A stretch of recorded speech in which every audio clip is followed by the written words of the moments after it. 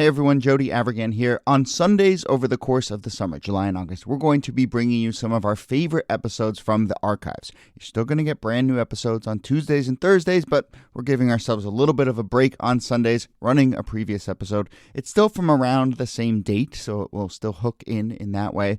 But look, we've done about 450 of these. There's a good chance you haven't heard this one or haven't heard it in a while and might want to re-listen. So, here we go with a Sunday favorite from the archives. Hello and welcome to This Day in Esoteric Political History from Radiotopia. My name is Jody Avirgan. This day, August 10th, 2006, the incident actually happens on August 11th, 2006. George Allen was on a campaign stop in Breaks, Virginia, near the Kentucky border. George Allen was running for re-election as Virginia senator. He had also been Virginia's governor, but today he stepped in it because on this day in 2006, he was caught on camera. What was he caught on camera doing, Peter Hamby? He was saying, "Give a big welcome to my friend Macaca over here. Welcome to America and the real world of Virginia," or something like that. Something like that. That is, of course, the voice of Peter Hamby, who we have on because he does such a good George Allen impersonation. We just were like, who does the best George Allen in the world? But no, Peter Hamby is political journalist, host of Good Luck America at Snapchat, contributor to the new outlet Puck News, but also I think a great fit for this conversation because he is, to my mind, one of the best chroniclers of how new media and new technology has transformed politics. And that, in many ways, is what this story is about, an early viral moment that truly changed an important election. So Peter Hamby, this is your formal intro. Thank you for doing this. Thanks for coming on the show. Thanks for having me. I'm happy to geek out on this. Yes, and also Virginia native, which we can get into as well. Nicole Hemmer and Kelly Carter-Jackson are here as always. Hello, Nikki. Hello, Kelly. Hello, Jody. Hey there. And a quick shout out to our listener, Jacob Berezin, for suggesting that we do this or reminding us that we should do this. Thank you, Jacob. Thank you to all our listeners who give us suggestions. So, Peter, let's talk about this a bit as a media moment. I suppose one thing we should define is there is a person by the name of S.R. Sidarth, who is very young, just out of college, maybe still in college, and he is at this George Allen event in the capacity of what is known as a tracker. So what is a tracker, and how does it fit into this political moment? Yeah, that's a great question because it really signals a pivot in campaign politics. Trackers are pretty commonplace now, and they might even be obsolete because they're just cameras everywhere all the time. But in the 2006 race, trackers were pioneered by Democratic campaigns who were increasingly, at least among younger, more clever staffers, using the internet and video in a way that Republican campaigns weren't yet. And so S.R. Sidarth, who was an undergrad at UVA from Fairfax, was in Southwest Virginia with George Allen. And I went back and looked at this. He had just been tracking Allen's campaign for like 5 or 6 days before this Macaca moment happened. But basically, he would stand in the back of a rally, sometimes with the press corps, sometimes when the press corps wasn't even there, as I think was the case with this incident, just recording on a mini DV camera everything a candidate said. And then he would, hustle to FedEx or drive all the way back to campaign headquarters and drop off the video and do this every single day for the entire campaign. And then on behalf of the opponent, Jim Webb. Yeah. On behalf of Jim Webb's campaign. And then that became more commonplace in races in the coming years. And so this moment with Allen is he notices that this guy has been showing up at all his events and tracking him. And what is, you said it in the intro, but sort of describe what Allen does. It's funny. I went back and watched the Macaca video. It's still on YouTube. Barely has 1 million views. But, was the first big YouTube moment in politics. And he's sort of standing there. You see him through a Sidarth's like grainy video. And he starts out, he's in Southwest Virginia, now taken for granted as a Republican stronghold. It's basically Appalachia. Back then, though, in Virginia, Democrats could be competitive down there, so candidates were going to Southwest Virginia a lot. And Allen is talking to this crowd and says, "We're going to run this campaign on positive ideas that bring people around." And then he immediately pivots and like swivels out and like waves his finger around at the tracker and says, we got this guy out here. He points at him. His name is Macaca or something. And then he rambles on for a few more minutes. And then he's making the point that his opponent, Jim Webb, who's actually from Virginia, even though George Allen grew up in California, doesn't come to the real America, doesn't come to Southwest Virginia where we have certain ideals. And then he turns back to SR Sidarth again and says, so everyone give a big welcome to Macaca out here. Welcome to the real America. Welcome to real Virginia.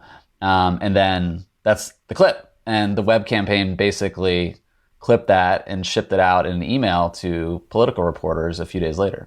And this becomes a huge story. Sidarth is not white.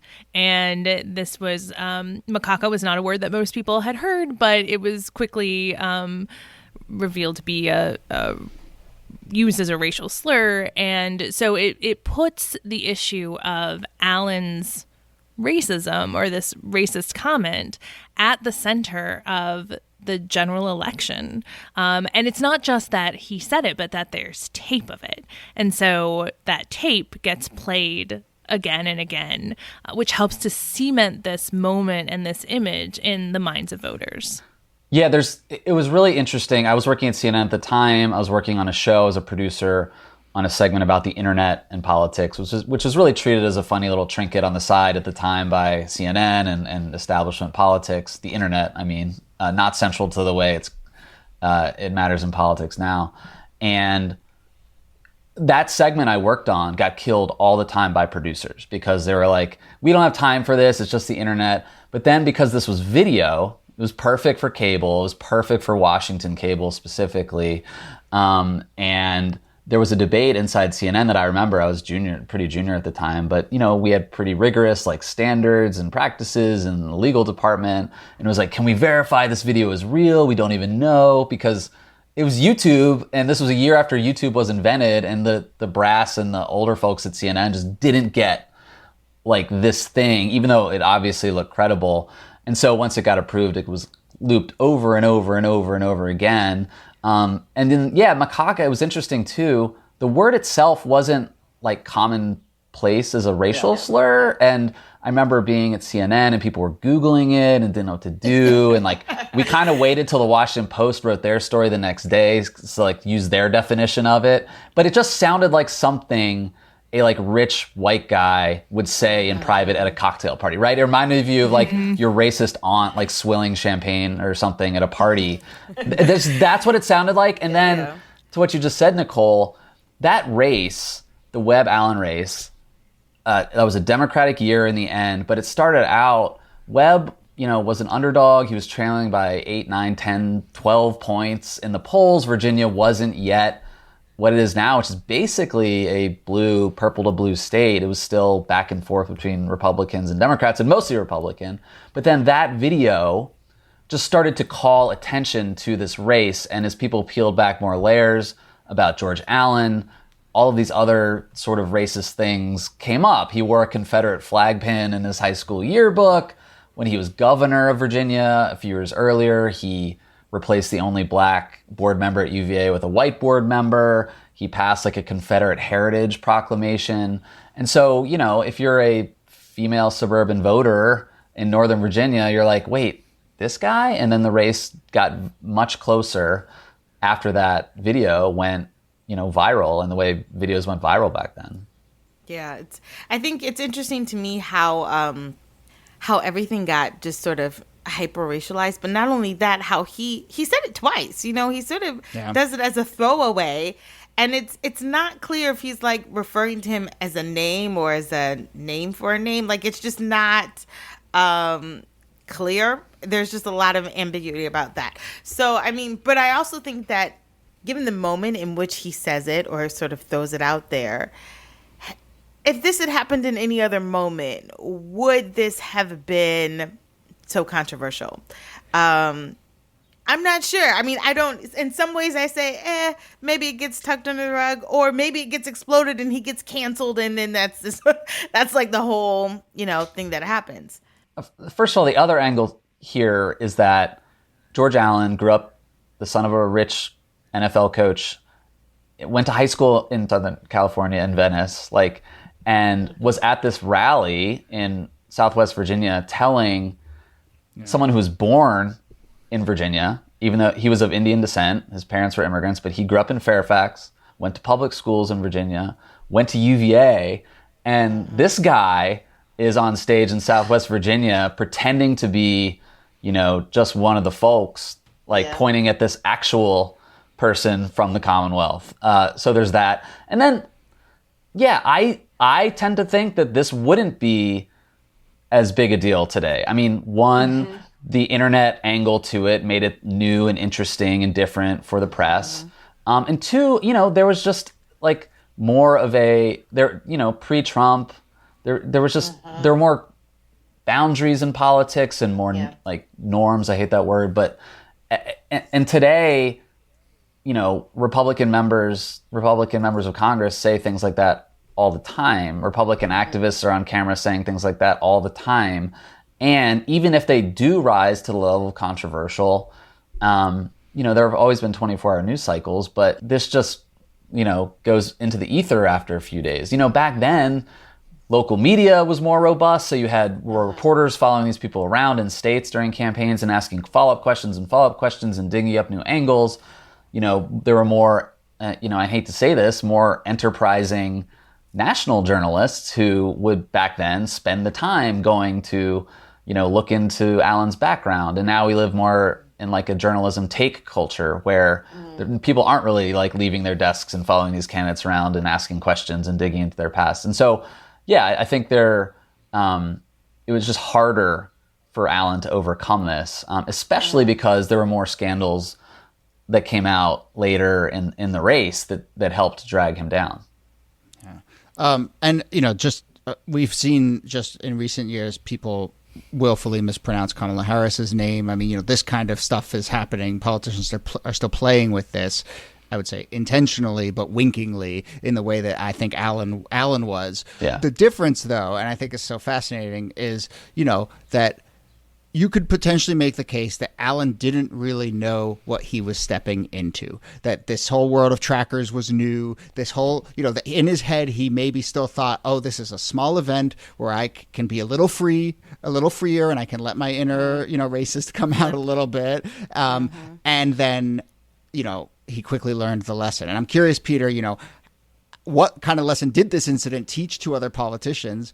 And have they learned that lesson? Because I still find myself amazed that politicians say anything at all under this idea that everyone in the world is going to hear this almost immediately. But politicians seem to maybe have not learned that lesson. No, and I do think one lesson candidates and politicians have learned is there's always a camera on you, and you can ignore those cameras and clam up or just say nothing or give a polite soundbite, or you can lean the other direction and just go all in and Matt Gaetz or Marjorie Taylor Greene and just lean into every camera and say flagrant things all the time and get attention that way. There's a perverse reward system in that way. But yeah, I mean, I think Alan learned his lesson in the sense that I need to not be mindful of what I say on a stage. I think you're right. He was in a rural part of the state at the time. There certainly wasn't a local TV network down there in breaks covering it or thought it to be valuable. But in subsequent election cycles, 2008 came along the next 2 years. I was out covering candidates in presidential primaries in South Carolina in 2007. And all of the primary candidates, this is before Obama and McCain were the nominees and the press was following them all the times. All of these candidates in the primaries, sometimes I was the only person at their events from CNN, right? And I would show up at the time with a tripod or a monopod and put on my camera and put this little DV tape in. And sometimes it'd be the only person at a Mike Huckabee event or a Fred Thompson event or a John Edwards event.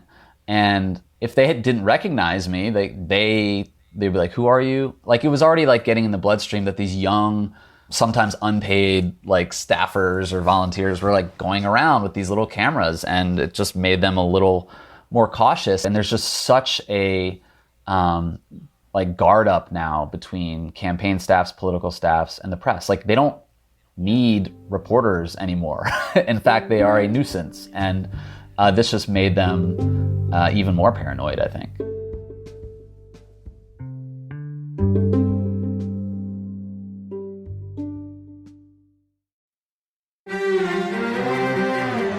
You're used to hearing my voice on the world, bringing you interviews from around the globe. And you hear me reporting environment and climate news. I'm Carolyn Beeler. And I'm Marco Werman. We're now with you hosting the world together. More global journalism with a fresh new sound. Listen to The World on your local public radio station and wherever you find your podcasts.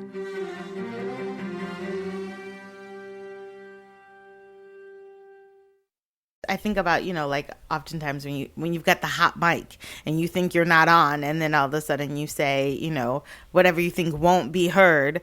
That was kind of this moment. But he does, to his credit, apologize. I don't know how much that helps. Sidarth says, he apologized to him. He took the blame for saying it. He didn't realize how offensive it was when it came off. And I think now, especially, we're in a culture where apologies sort of aren't really apologies. People are just like, I'm very sorry to have offended, like it's not necessarily sincere, but he does apologize. Yeah. So Alan went on after leading this race to lose by 9,000 votes to Jim Webb, who was himself a little bit strange as a personality. And that race, decided control of the Senate. Like if Webb hadn't won that race, Republicans would have moved into the next 2 years, still in control of the Senate, and he swung it, and like it put a punctuation mark on a big midterm wave for Democrats heading into 2008, and the election that lifted up Barack Obama. And then Alan tries to run for Senate in 2012 when Webb says, I'm only going to be a one-termer, and he retires. And Alan does like an apology tour, and like it's part of his bio and his brand at this point that he's the Macaca guy, and he gets asked about in every interview. He apologizes for it, and there's just not really, it doesn't do anything. It just reminds people that he's the Macaca guy. Like, he's old news. He's our old governor. He's our old senator. It was like really hard for him to make a comeback. And then what would be different today, I feel like, is not that he would own that he was the Macaca guy necessarily, but he would just start to attack the media for asking these questions. He would say elites are like trying to cancel me. That's the strategy that works in Republican politics now, not the sort of conventional, apology tour. I've learned, I've studied, about our nation's troubled history. That doesn't happen. One other little wrinkle, which I find fascinating, just as you're describing the impact of this moment, is this was, you look back at the calendar, right? It's August 11th. This was literally day one of the general election. The primary had been the day before, or maybe even that exact same day. So it's just remarkable that the defining event happens on hour 2 of the primary, and SR Sidarth was also, it was I think day 3 of his job, and it's just everyone is just stepping in it right off the bat. But I'm just fascinated that this happened so early, and then that race was a perfect storm for Democrats too, because remember, the biggest issue at the time before the financial collapse was the Iraq War, right? It was still being litigated. Things were going off the rails in Iraq. It was basically a civil war. And then Democrats, activists, especially on the internet around the time, fetishized this idea of, ideology wasn't that important. It was like biography and image. And these former Republicans and these former military guys, tough guys running as Democrats in the Bush era was everything that the quote unquote netroots on the internet wanted, right? And Webb, did he wear the boots? He wore the combat boots. There's a famous picture of him on election day. It was on the front page of the Washington Post with Chuck Schumer, the head of the DSCC, and he's holding up his combat boots on when they called the race finally, a week after election day, because it was so close. Anyway, Webb was an underdog in his primary to this establishment lobbyist type guy named Harris Miller. He kicked his ass in the primary because there were so many activists who just loved Jim Webb's brand, and they were like, he can beat Republicans in this moment. And then he steps out of the primary, Jody, and exactly what you say happens. It's just a reminder that Allen was running at the confluence of so much political change. Like Virginia is changing from a red state to a blue state.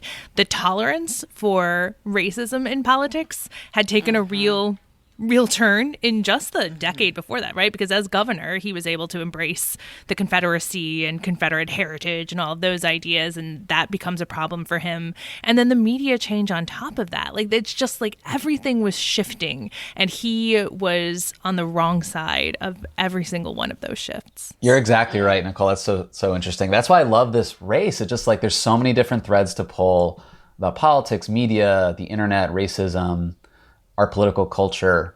And one other thing I was reminded of too was that Jason Miller of Donald Trump communications director fame was Allen's communications director or press secretary. He's one of the two. Like he was basically a media strategist in Republican politics in a sort of more normal time, and he worked for Allen and was going to work on Allen's presidential campaign. Allen was building a presidential campaign. He was going to pivot from getting reelected in the Senate to running for president in 2008. And he was among like DC insider types, like definitely a front runner. He was going to raise so much money. He was sort of a hybrid, like Bush ideologue, but like from the South. Like he was an interesting candidate for political junkies. And then he lost. And it blew up his presidential ambitions. He came out a few months later and said, I will not run for president, even though he was already toast. And Jason Miller then moved to South Carolina and started working for Mark Sanford, who was also going... Oh my gosh. No, also did not go well. Who, also saw his career imploded. Oh my God. Yeah, but I mean... It just goes to show you how all of these things are so fragile. At any moment you can be on top and then boom, that's it. Yeah, they're fragile, but I think it's also... Don't have Jason Miller as your communications director seems to be the big lesson here. But yeah, that's so as we wrap up, can we just take a moment to just sing the praises of S.R. Sidarth, who is like poor kid, like summer gig, just like, I don't know, probably paying him. I don't know if they're paying him at all, but like, he's out there, he's just like driving around, probably very hot, he's shipping off these tapes. But, he, in the wake of this, I think shows real like strength and grace. Like he pens an op-ed. It is not a seize the moment, but he doesn't pick a fight, but he uses the moment to pen an op-ed and sort of point out like there's some deep racism in this state. This is a serious issue. This has revealed some things about an important race. And then moreover, he kind of just like also puts his head down. He's not sensationalized. And now I think he's just kind of, I think he's a lawyer. He just lives in Northern Virginia. He's just kind of like moved on with his life.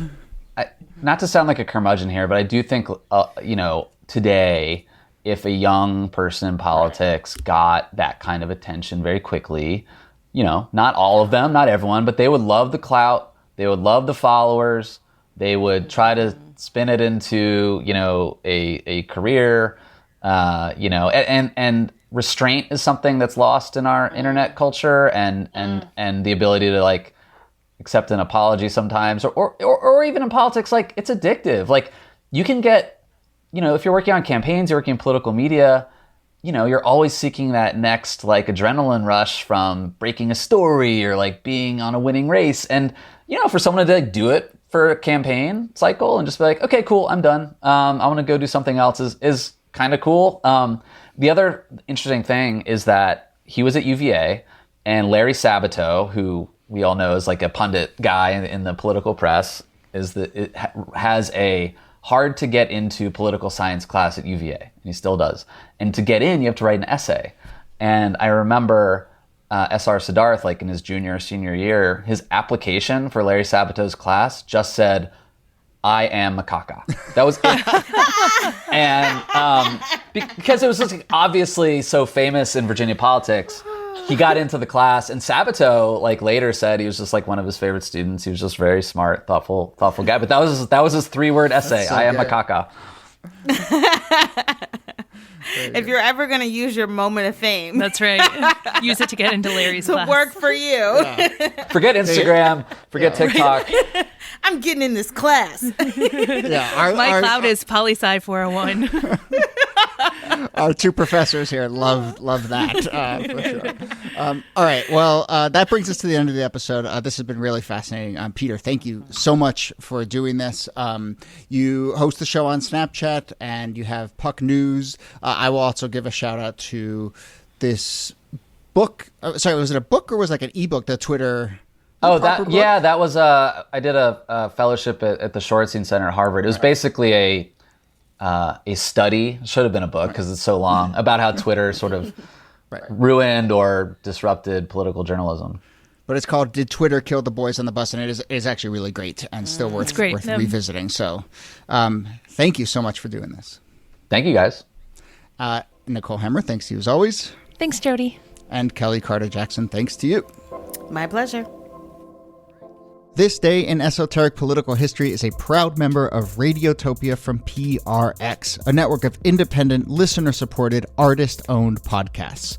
Our researcher and producer is Jacob Feldman. Our producer is Brittany Brown. You can get in touch with us with any questions or comments or ideas for the show. Email us thisdaypod@gmail.com, or you can find a form at thisdaypod.com. My name is Jody Avirgan. Thanks again for listening, and we'll see you soon.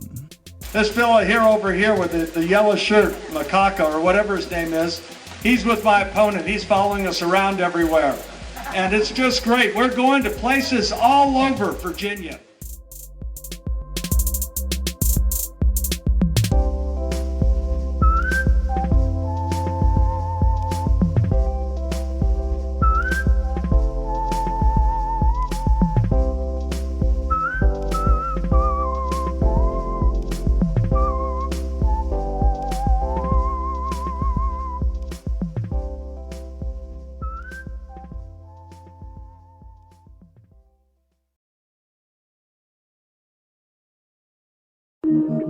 Radiotopia from